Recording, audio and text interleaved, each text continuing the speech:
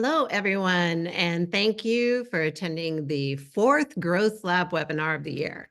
We're very excited to be joined by some folks from Audiences, a UK-based technology company that helps brands and publishers activate on first-party data audiences in a privacy-first environment. We're really excited to partner with Audiences and talk about the landscape of privacy and regulatory compliance as it affects data activation. I don't know if you know this, but GDPR is about to have its sixth birthday. 6 years of governing the data of European consumers. And the US is hoping to birth its own national regulation sometime in the very near future. Start off with a few introductions. My name is Anne-Marie Wills. I'm the CEO and co-founder of Leverage Lab. I'm joined, as always, by John French, the CEO and owner of Strategic Advisory French LLC.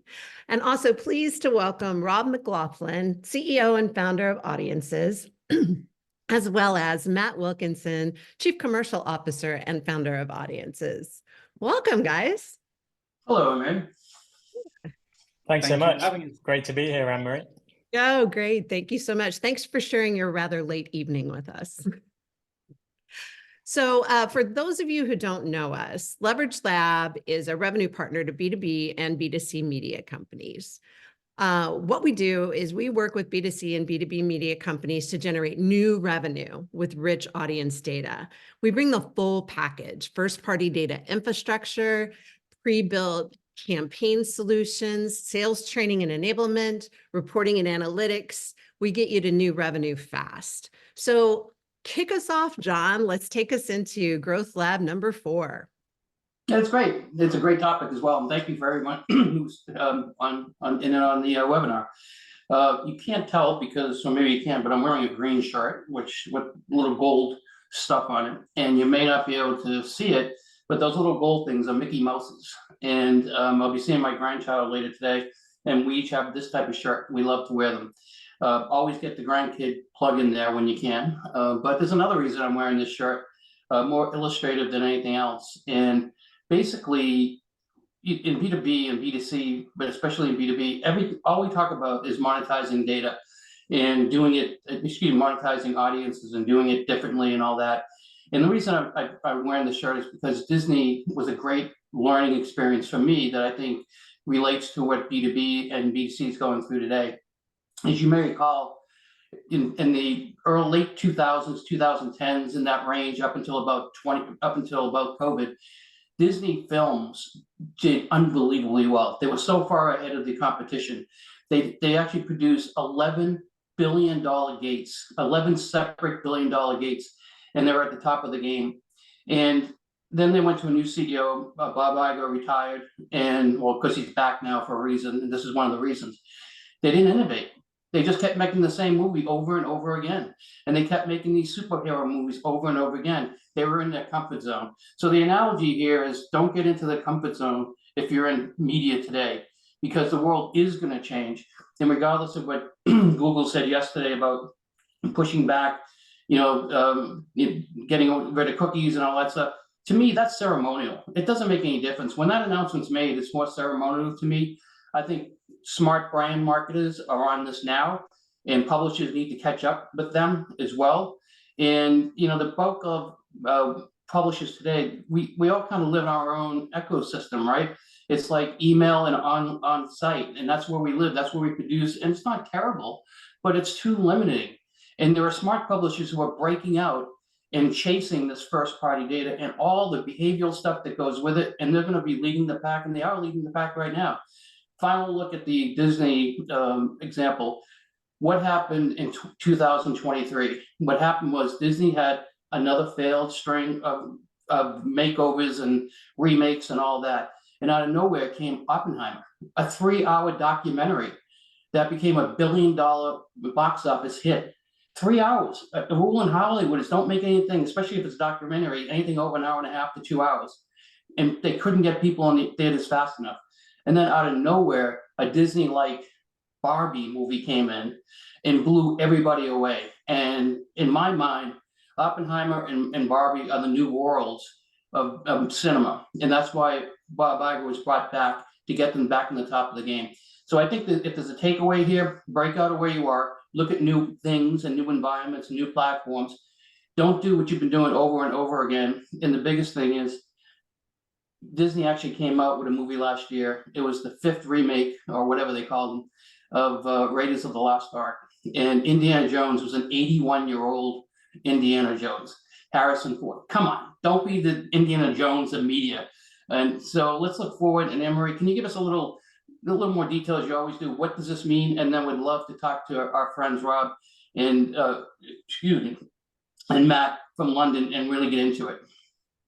Oh, fantastic. Yeah, I love your analogy. Thanks. So, quickly for our agenda, what we really want to talk about is sort of breaking the bonds that exist in our B2B media space between our audience and our inventory. We talk about this a lot in Leverage Lab.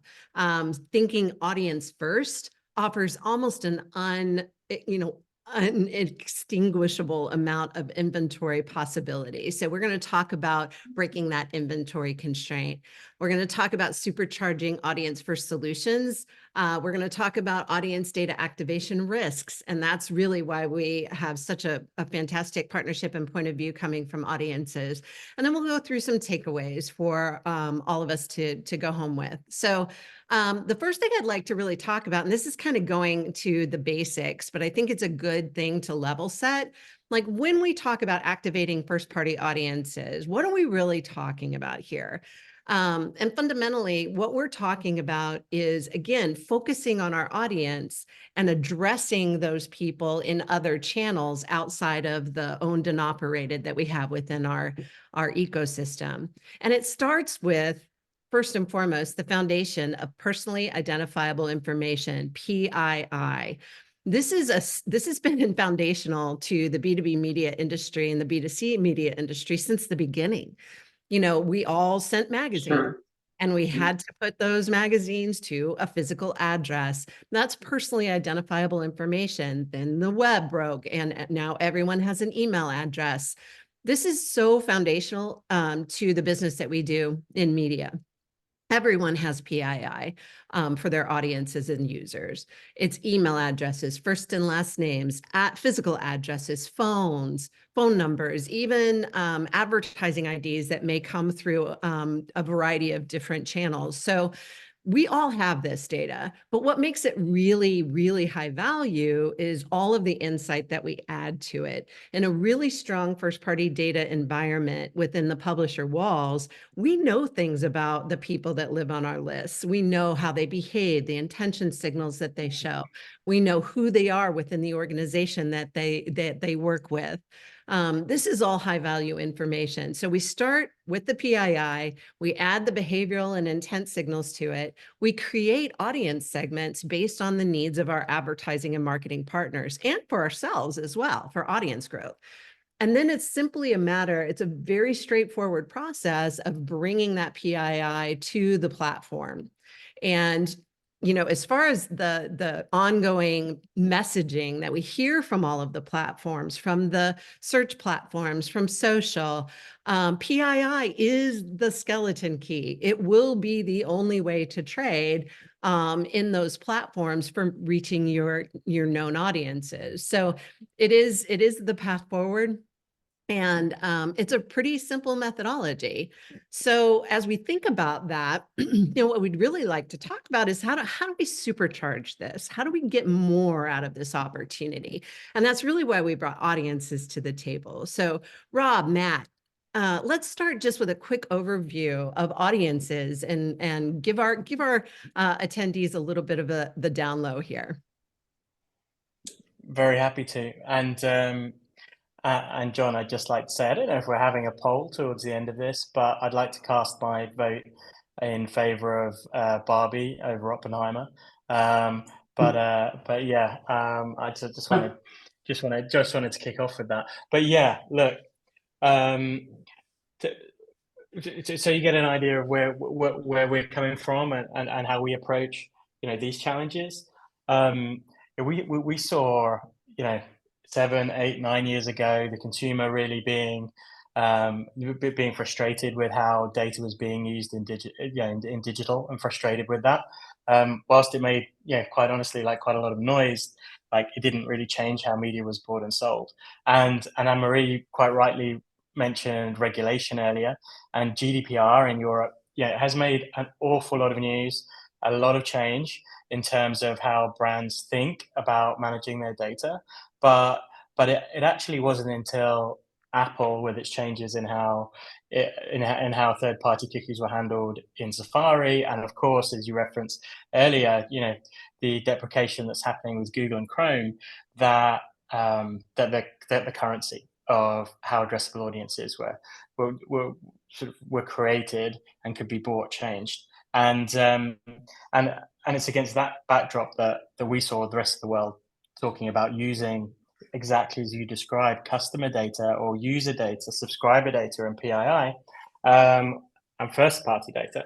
And we wanted to provide a way, in a super safe and secure way, using the cloud-based capabilities that existed within publishers and advertisers themselves, to be able to bring that powerful first-party data to advertising, and as you quite very eloquently describe, off platform opportunities, right? Because the inventory is the inventory and can be monetized really powerfully, but that, and I think you said, like, the almost infinite capabilities of bringing those first party audiences using PAI to the rest of advertising is incredibly exciting.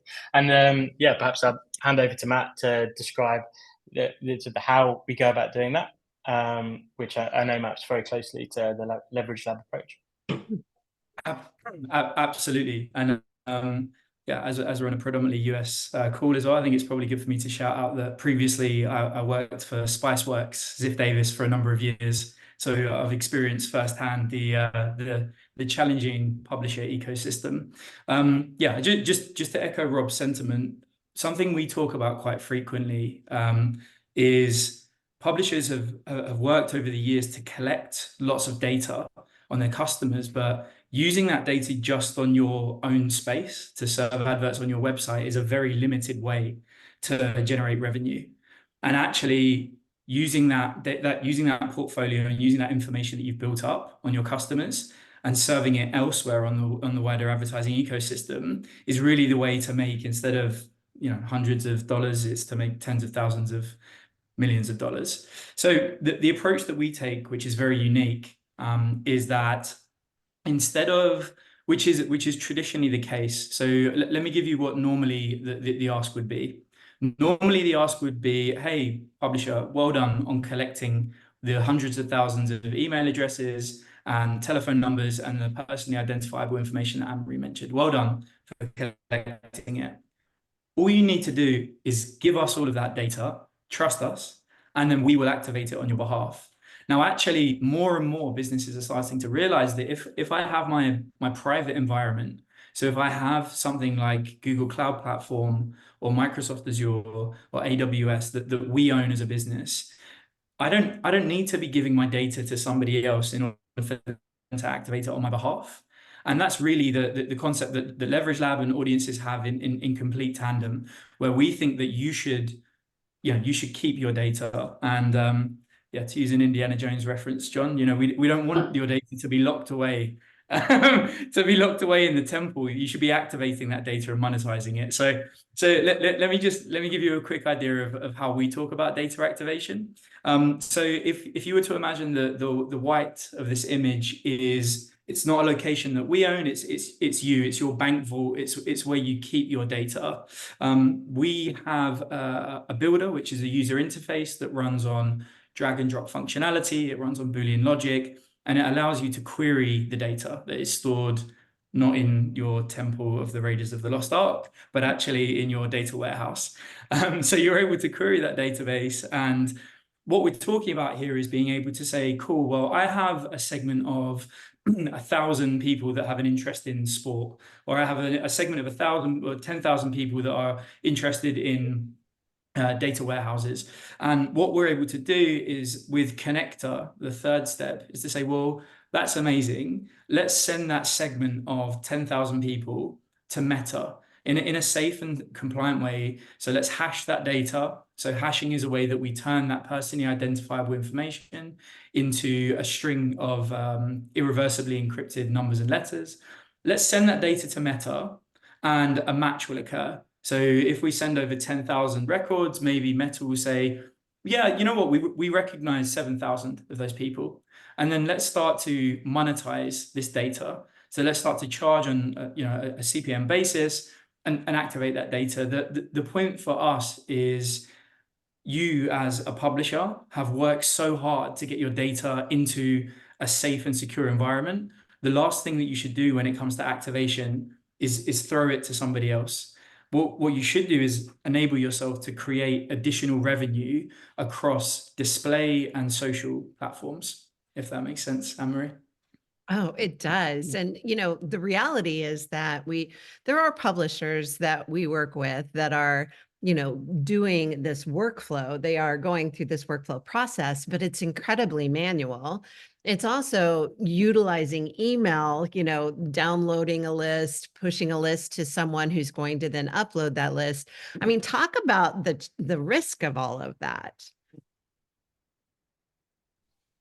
It's incredibly risky, right?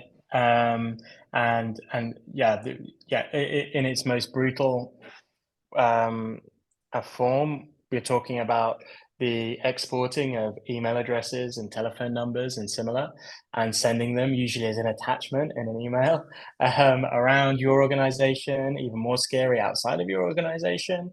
And so massive data security, information security risk. And we're well storied with the issues that the likes of Marriott and Target have had, and many others in that form. But there's a corresponding risk in the form of privacy as well, and being able to maintain marketing consents as well in a way which is sensible. So you need to be able to keep like a live connection there. Hey, Matt and Rob, we know, and Murray mentioned earlier, we believe that GDPR, some form of that, will hit the United States. And by the way, it's just been other things that started in Europe, and the way trade shows were run, and we said we'd never do that, and we did. So there's a lot of stuff that came from the European Union in the last 20, 30 years in media in general. So I think this is the next one. So assume for a second there are going to be some restrictions or some building around privacy issues. You guys have been doing it for years. What have you learned? What can you help the attendees who, at some point, whether it be next month, next year, or 2 years from now, may be facing this? Any good takeaways from that? So something I'd like to mention, actually. So in the UK, if you are caught in breach of GDPR, which is obviously a data protection ruling, your fine will be 4% of your worldwide turnover. That's for a lot of businesses a huge amount of money. So turnover meaning total revenue for the year. Yes. So the way that I always talk about it is that becomes, as a marketer, that becomes a decision of, should we be careful with our data? That becomes a decision that goes way over our heads. That's if a mistake like that happens, that is a revenue cost that everybody's getting fired for, right? Yeah. Rob mentioned the Target 40 million records that were stolen. They settled $18 million, but they think there was a total cost to Target of $200 million for that breach. That's a lot of money, and that it's putting you at risk. So something that we've learned is safety first, and being very cautious about how we use data. And again, sending spreadsheets to different locations.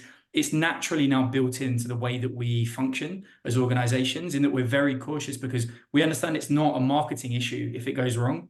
It's a CEO is going to fire the team issue, Rob. Or the CEO gets fired. Yeah, well, absolutely. And, I think, 2019, 2020, when we're at the sort of early stages of implementation of GDPR and across the European Union, but especially in the UK.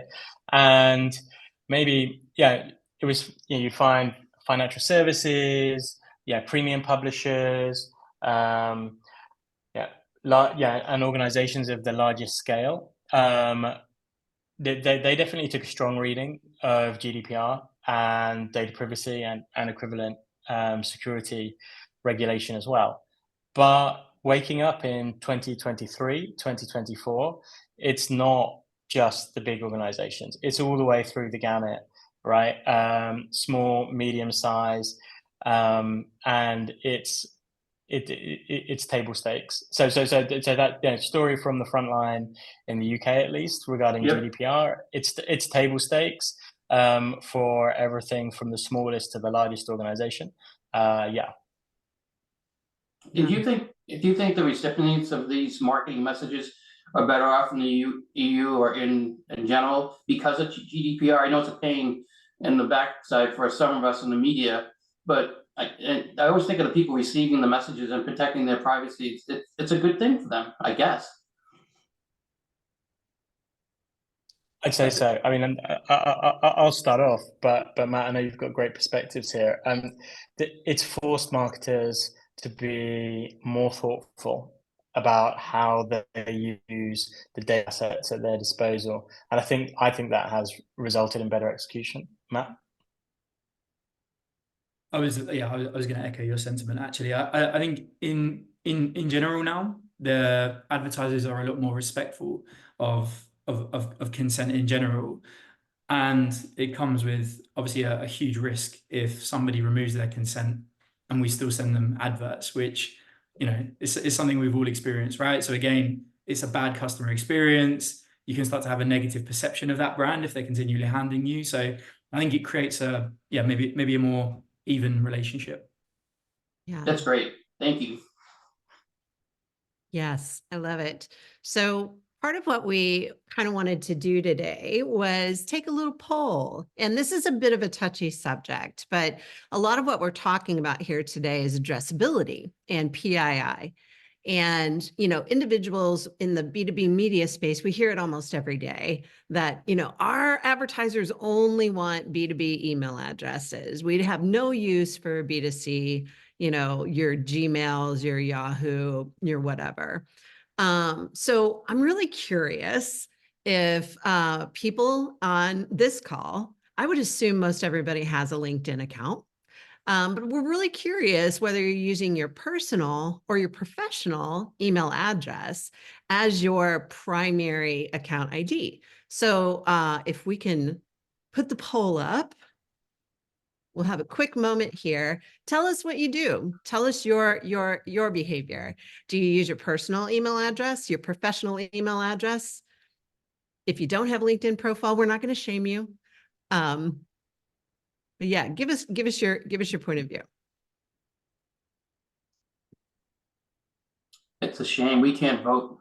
I know we can't vote, but it's interesting. So LinkedIn actually allows you to have your personal and your professional email address as identifiers on your account, but they recommend using your personal as your primary account because it is the address that's most likely to stick with you. People change jobs. And if you're using your professional ID as your primary, you obviously have to change that. So do we have our poll results yet? All right. So it looks like 61% of us are using our personal. So I think this is a really interesting,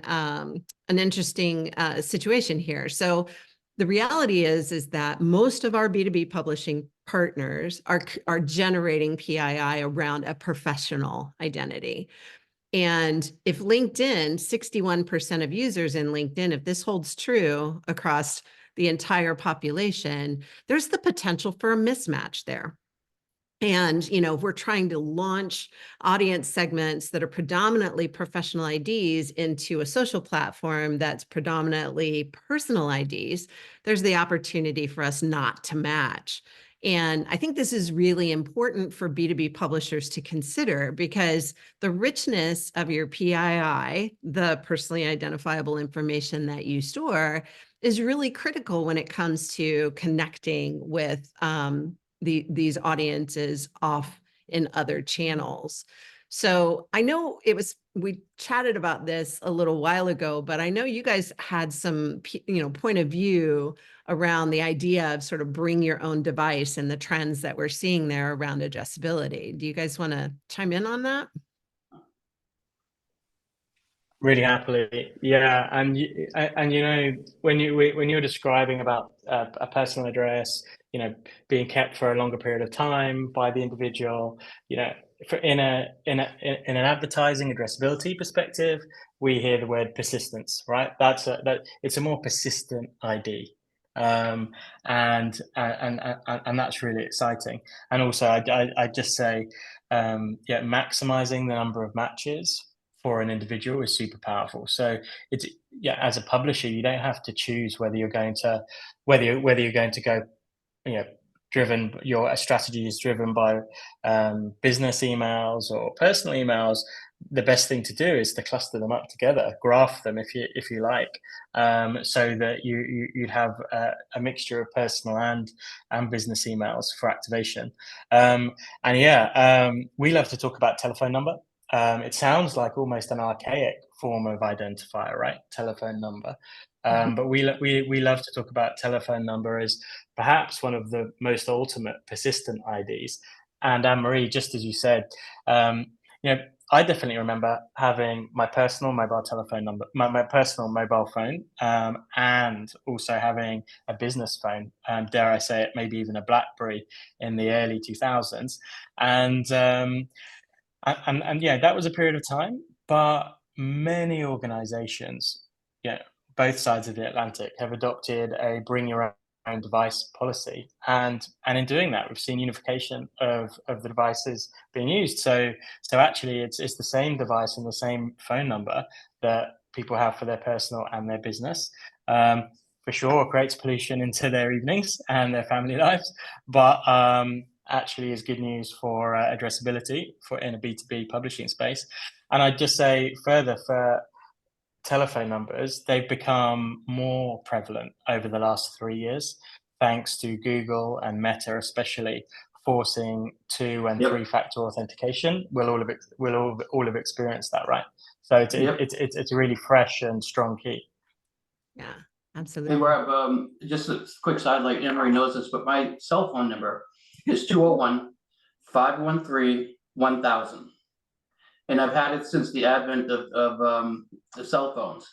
And when I go to my Great Reward or wherever it is, I think my kids are going to be fighting over the cell phone number rather than anything else I get. So that's how personalized for me it is. And people know me by that number, and it just happens to be a great number. But I couldn't agree more. I'd give up my email addresses, my personal stuff. The last thing to go is going to be because more people have that than anything else.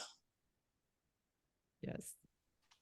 Absolutely the case. And I think, you know, when you see structural operational things like 2 and 3-factor authentication, forcing people to bring their telephone number more into the publishing domain, yeah, it's just a better, stronger identifier. It's really exciting. Absolutely. Great. Well, let's go over some takeaways. It is we've just got a few things that we definitely want you to walk away from this conversation with. So first and foremost is, you know, breaking those bonds that exist between the idea of audience and inventory. When you think of audience first, then you are, you know, setting yourselves up for unlimited sort of revenue potential. And then first party data is always going to be invited to the channel party. We are hearing very clear signals and seeing very clear signs from all of the channel opportunities out there, all the different ways to connect with consumers, that first party data is the transactional identity for reaching those audiences. Building scale, it requires having strong channel connections. Rob and Matt really touched on this, that, you know, people's preferences, their marketing opt-ins, they change, and having a very strong platform that is always on, always delivering the right signal to the right channel is really critical. But it also provides that really, you know, incredible scale opportunity. You can do that audience activation in the channels with the right preferences, with the right opt-ins at scale. Security and stewardship of your audience data, it's possible. It is, with the right tooling, with the right partners. And if it's not already for you specifically, it will be a requirement in the future. So thinking about addressability, you got to think about the person. You know, we like to think about an identity, sort of almost an identity graph for an individual is where we would want to go from a data perspective. So when we think about that person and all of the complexity of their identity is really where we need to be. Any thoughts? Yeah, just the only thing I would add to that, Marie, and takeaway, going back to my original spot, if I'm a publisher today and I'm attending this this webinar or a recorded version of it, the takeaway I'd like to say is to, again, to overuse my Disney example, but how did Oppenheimer and Barbie blow away Disney? The reason they were able to do it is because Disney had became complacent in their creativity in their channels. And the other two, I think it was Sony and Columbia, I think. The other studios had nothing to lose. They were so far behind that they took a shot on two very different ways to appeal to audiences. And that's what we're doing now. That's what we're recommending. And that's the reason they won. And that big takeaway is they had nothing to lose and they took a chance and it paid off big time. And I think the publishers who do this stuff, it's maybe taking a chance, security risk, different ways of selling it, but it's well worth it because it's going to be very lucrative. Yes, fantastic. Well, we have a question from the esteemed Scott Jameson of Annex Business Media. So it's great to have your question. To John's question on advantages to individuals of stronger data protection and consent rules, there are also advantages to the media companies once they get it right. We've dealt with Castle in Canada for 10 years. It's made our data and emails more valuable to our partners. It's reduced US competition as many publishers just withdrew from the market just because they didn't want to go down that path. It sets us apart from less professional players. It also forces us to have cleaner lists.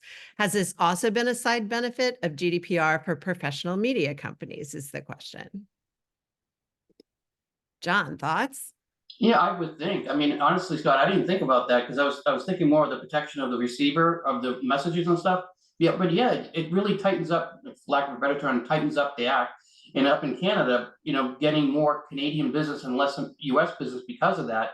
I think that's really smart. I think the other thing is that if we're surrounded in Europe, it's being done, in Canada, it's being done, and we're being surrounded. This is one of those areas that the US is lagging and not believing. So I think now that I think about it, I think it's a great point. It forces the media companies or publishers to get their stuff together fast, and I think and the audience is better off and the publisher is better off.